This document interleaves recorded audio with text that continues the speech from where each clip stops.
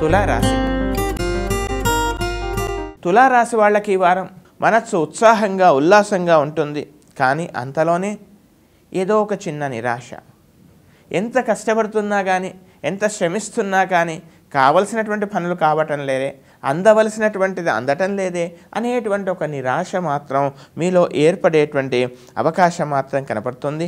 మాటలు వాడిగా వేడిగా రాకుండా తగు జాగ్రత్త వహించండి.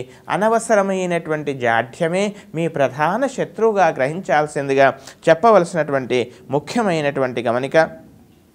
సంతానం యొక్క ప్రవర్తన కానీ, సంతానం యొక్క ఆరోగ్య విషయంలో కించిత్ వైద్యుణ్ణి సంప్రదించాల్సినటువంటి పరిస్థితులు ఉత్పన్నమయ్యేటువంటి అవకాశాలు కనపడుతున్నాయి. ఏదేని ఒక చక్కని వైదిక కార్యక్రమానికి కానీ, ధార్మిక కార్యక్రమానికి కానీ, సేవా కార్యక్రమానికి కానీ, మీ వంతు సమాజ సేవలో కానీ మీ వంతు మీ సహాయం చేయడానికి మీరంటూ ఒక అడుగు ముందుకు వేస్తారు. మీకున్న దానిలో మీరు కొంత సమాజ సేవకు సహాయం చేయాలని నిర్ణయం చేసుకుంటారు. అందులో ముందుకు వెళ్ళేటువంటి అవకాశాలు కనబడుతున్నాయి. ఇక ఉద్యోగంలో మీకు పేరు ప్రతిష్ట, మీ యొక్క శ్రమకి తగినటువంటి, మీ సమర్థతకి తగినటువంటి చక్కని పేరు లభించవచ్చు. కానీ ఫలితం అప్పుడే చేతికి అందే అవకాశం మాత్రం లేదు. మీపైన మీ యాజమాన్యానికి అనుకూలమైనటువంటి భావన ఉందని మాత్రం తెలుసుకుంటారు. ఇంకా విద్యార్థులు మాత్రం ఎక్కువగా కృషి చేయాలి.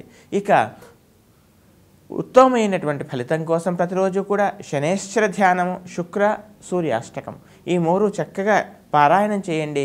ఇంకా ఉత్తమమైనటువంటి ఫలితాల కొరకు ఏదేని ఒక అనాథ శిశువుకి కొద్దిగా సహాయం చేయండి. మీకు వీలైనంత వరకు పిడికెడు బియ్యమైనా సహాయం చేయండి. వాళ్ళకు కాస్త ఆహారాన్ని అందించండి. తద్వారా చక్కని ఫలితం మీకు కలుగుతుంది.